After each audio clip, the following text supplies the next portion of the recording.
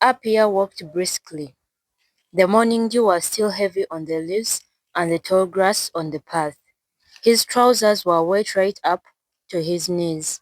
He tried to pat the overgrown grass with his machete, but only succeeded in slowing his pace. He gave up. He was a bulky man, tall and slightly bent. He ever frowning, his ever-frowning face, along with his extremely dark expression, gave him a fierce look. Boys in Susa feared him because he never spared anyone who tampered with his belongings. The people of Susa are lazy, Apia complained as he slogged along the weedy path.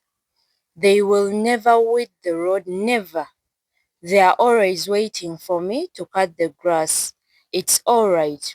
Apia will always be around to do it. Lazy people. He was returning from his farm in the swampy place and was close to the village. The gown he carried dangled from his shoulders. As a palm wine tapper, he knew how to handle gods and their contents.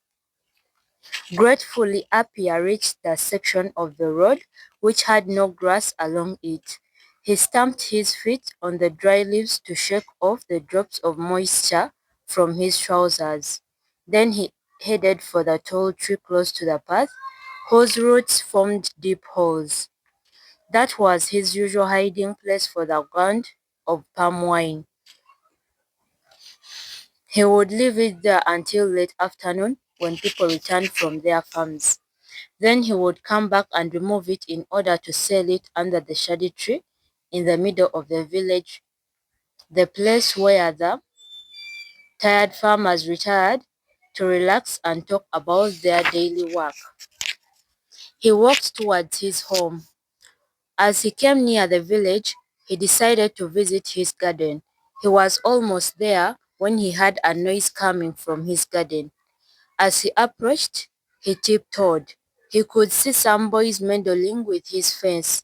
Look at them, he murmured at himself as he went stealthily around the garden. He tried to identify the boys.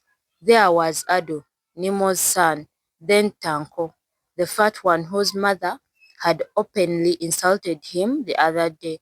The third boy was Siaka, the timid.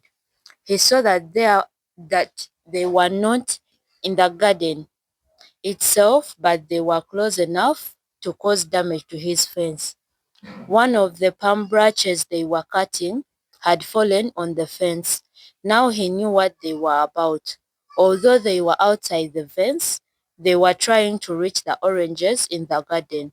Adu, the son of Nemo, was struggling to pull the stray branch away. As he did, he heard a cracking sound. "Oh-ho!" one boy exclaimed. "Take time. If Boye's father meets us here, we are dead." Boye was Apia's first son and their friend. He was usually to be found with these other three, but he had told them this morning that his father had saddled him with work at home before going to tap his palm wine, so he couldn't join them. Apia looked round for a cane. With a big leap forward, he dashed towards the unsuspecting boys. "Apia, understand what I'm saying," Nemo told the man who stood before him. "I am not trying to protect my son. No, not at all. In fact, if you want to know, I've disciplined him already. What I'm trying to say is that when you want to discipline a child, do so properly. Discipline him and let him know that you're disciplining him. Don't pin him down on the ground as though you want to kill him." Apia's knee shook. He was angry. "You are the kind that spoils children." Apia shook a finger close to the tip of Nemo's nose. "Your boy was found stealing oranges from my garden, and when I complain to you, you don't want to admit that he is a thief. Is that how to raise children? Trying to shield them from being corrected?" Now Nemo was surprised. Did Apia really have the guts to threaten him so? He wanted to shout back, but instead he said, "I'm not saying you shouldn't correct the boy. Do, but do it the right way. What is the right way? Tell me, what is the right way? Birango came close to her husband and said, It's alright, it's alright. It's not alright, Apia shouted. I've beaten your boy and I'll wipe him again if I catch him near my garden. He stormed out. Nemo gaped at Apia as he walked out. Mother, if you see somebody stealing another person's something, is it good to tell that person whose thing is being stolen? Birago thought about the question. It was evening, and she and her daughter were bent over a large pan of rice, picking it over for stones and grit. Rice was not a staple food, but everybody liked it better than fufu, all except the elderly people.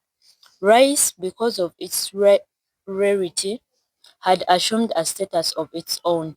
The children were always excited when Birago cooked rice, and they often made silly remarks. The question that Ya asked, however, didn't sound silly, and she had to think about it.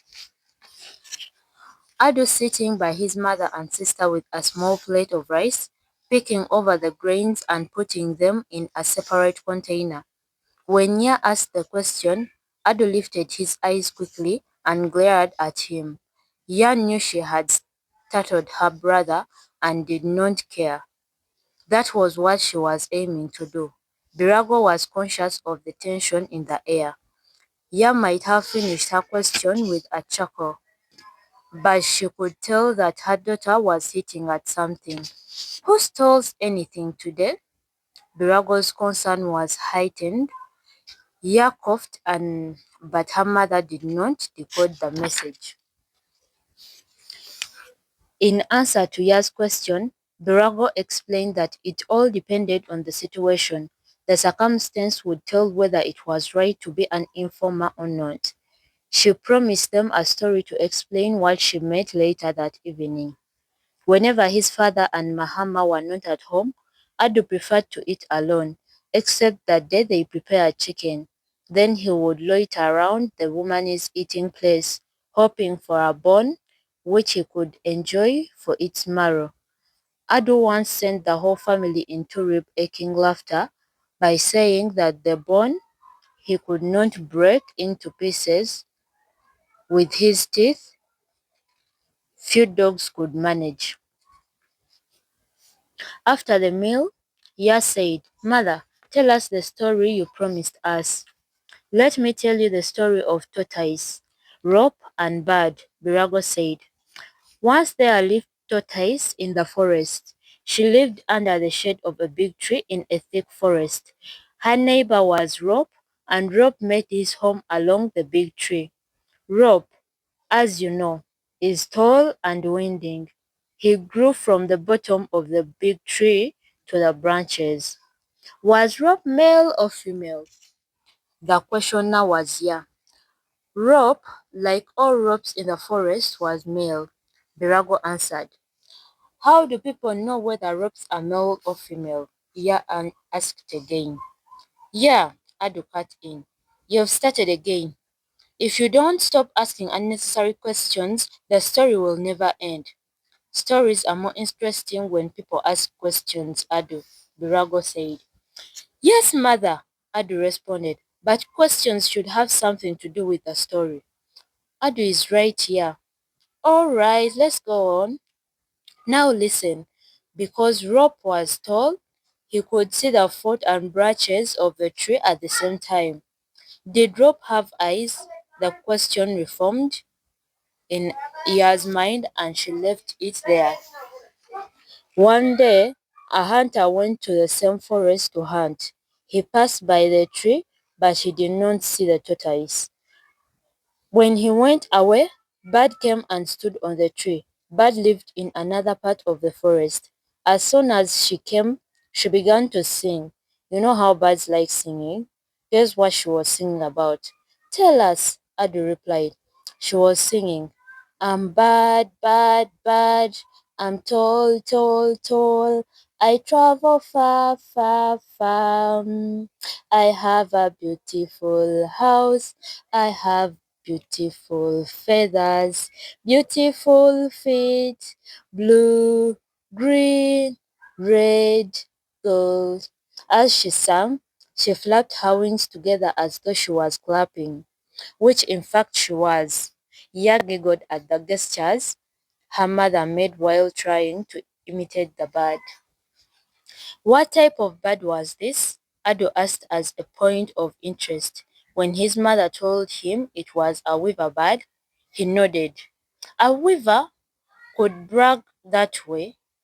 It was the most attractive bird in the bush with its multicolored feathers.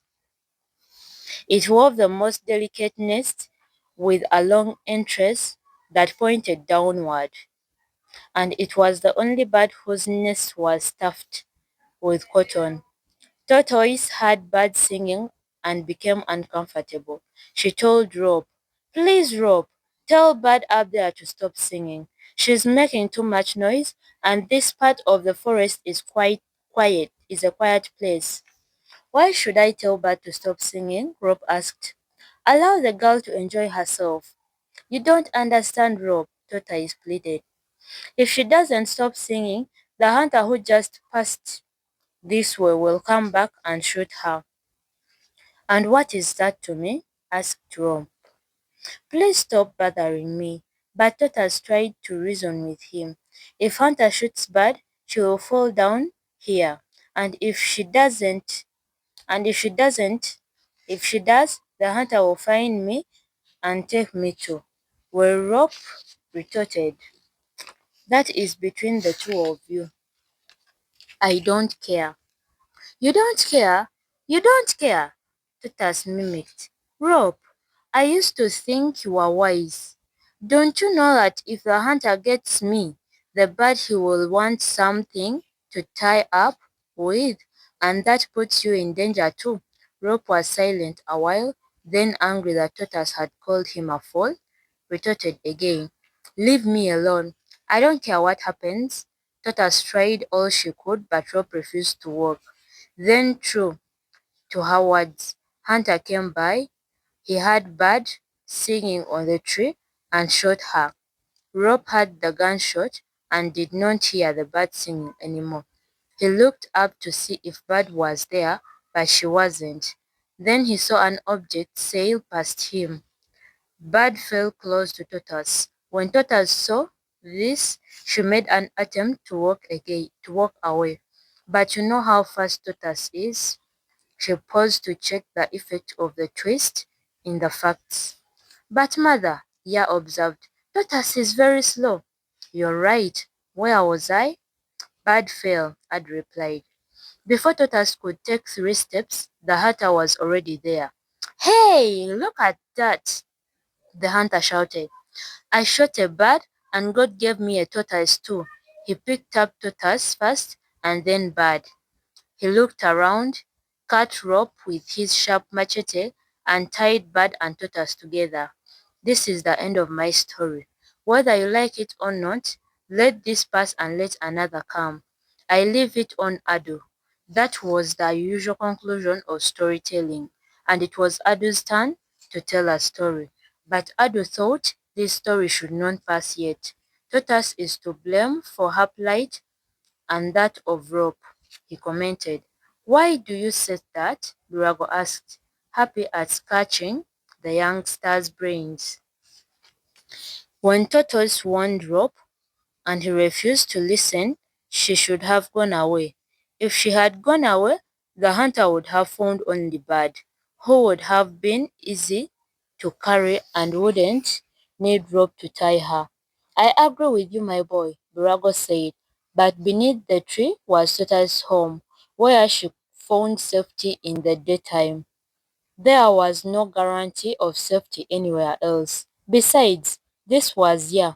I think Tortoise was not only concerned with her own safety, she was also concerned with the safety of Bird. If she went away, who would be there to warn Bird of the impending danger? Rope was the unconcerned fellow. He's to blame. Birago was surprised at her daughter's reasoning and smiled proudly. "Rope is to blame," he judged. Why are you blaming rope when Bud started the whole trouble? Adu refused to be beaten. Singing, said Ya, is Bud's way of life, and must a Bud not sing? But something was forcing its way into her mind. She tried to recall the question she had asked at the beginning, whether it was right to beat an informer. Could this story be her mother's reply? Ought Rob to have informed Bud of the impending danger? She had seen Ado and his friends trying to pluck Apia's oranges on her way to the incinerator that morning. Should she have warned them? Although she knew they would never have listened to her, at least she would have done something and wouldn't have felt so guilty when her father and Apia argued.